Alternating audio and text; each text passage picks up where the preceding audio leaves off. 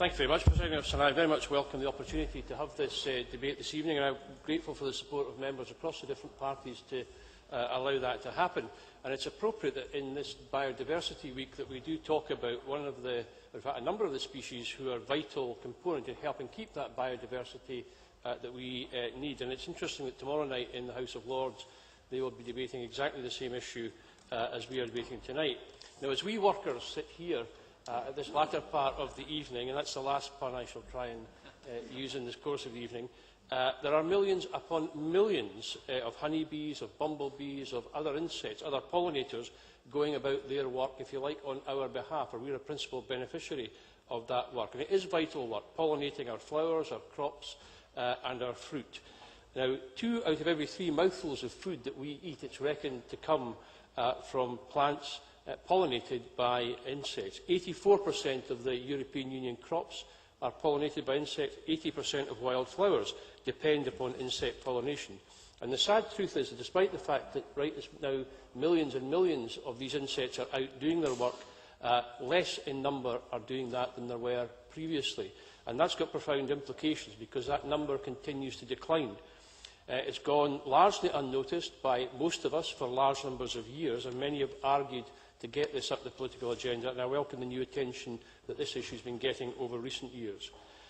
Now, whilst it's disputed, it's said that Einstein said that if bees go, mankind would follow within 4 years.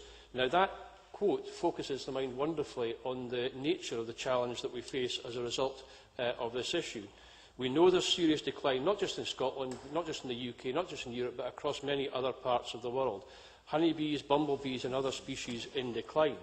And it's an issue for all species because pollination is a complex matter. Some insects pollinate some plants but don't pollinate all, and therefore the species overlap in the way in which they manage overall to pollinate most of the plants and food in this country and many others.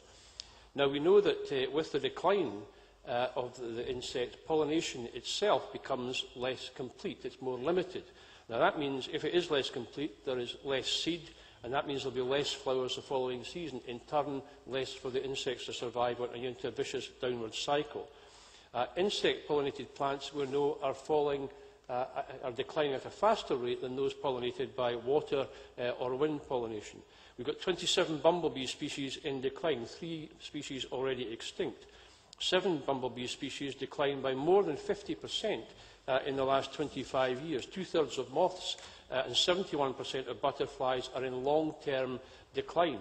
Entire honeybee hives have collapsed or are in serious decline. The great yellow bumblebee is now unique to Scotland. And very few places remain where the native Scottish black bee does in fact remain. But Colonsay is one of those places. I want to come back to that in a moment or two. Now, President Officer, we don't understand all the reasons why these declines are taking place. We do know about the varroa mite, which is affecting honeybee populations. It's spread rapidly throughout this country. It's now regarded to be endemic, and whilst there is treatment for that, and many those amateur and commercial bee hive managers, if you like, are using some of that treatment, but we also know now that the parasite, that varroa mite, is becoming resistant to those treatments, and we're going to have to look at new forms of treatment into the future, and that might mean new EU licensed products that we know exist. Habitat loss is very significant in this whole debate. I visited Struan Apiaries in Bridge last year, and the manager there was telling me about the habitat loss that he'd used to place his beehives. Previously, significantly in set-aside land or in field margins that were rich in flowers. And those, because of set-aside changes, are now decreasing in opportunity, and that's got direct implications for his business, but for us too, in what happens with pollination. We've seen verges of roads being cut more often at a particular time in the season, which may prevent or destroy nests of bumblebees and the like. We've got fewer grass meadows than we used to have. Indeed, in our own domestic life, we've got fewer gardens than we used to have. More people, for perfectly understandable reasons, paving over their garden or putting gravel or whatever down and having fewer flowers. Well, that's got implications for the insect and bee population that they have previously supported. And we need flower-rich habitats in more places.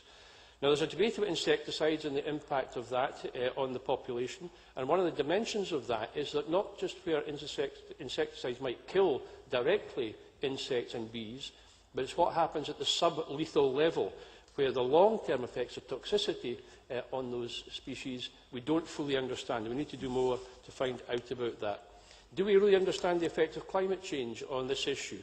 Are our invertebrates an early indicator, a barometer of something much more fundamental that's happening in our environment that we don't yet understand? Now, these issues and some of these things I've just set out are some of the reasons why we need more research. And I'm very pleased to see that the Scottish Government, with the UK Government, have put more money into research. And I hope in the process of deciding about that research, they'll consult with the Bee Farmers Association and the Scottish Bee Association to try and get the priorities right for that research. I also welcome very much the Government's invertebrate strategy. It's good to see the Government standing up for invertebrates, if I can put it that way. I'm looking forward to welcoming the bee strategy in due course. We need more incentives for farmers to farm in particularly friendly ways.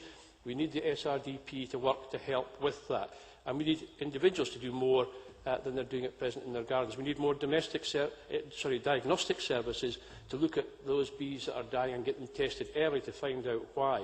And we need to do more to protect those last remnants in very few communities in Scotland where we can protect communities of natural bees to Scotland. And Colonsay is a place I come back to where there is a bid to have a black bee reserve, because it's one of the very few places left in Scotland where the natural bee exists. And I hope that the Minister will make sure that SNH and her department work very closely and urgently to try and take that forward. A beekeeper in Easter Ross emailed me, and I'm sure he emailed other members, and said that out there today there's an army in the field ready to act, to take action to help with this problem. But they do need to do that with ammunition and with leadership. They need information, they need support to act, they need training to know what to do in some circumstances, but there's a willing group of people out there willing to help with this. I hope the Minister will give some of that leadership. I learned on Sunday in reading a famous Scottish journal that our acts of this Parliament are finally affixed with the Great Seal of Scotland, and the Great Seal of Scotland is made from beeswax, I gather. I hope that continues well into the future, and I look forward to hearing the contribution of other members to this debate this evening to what is a very important subject.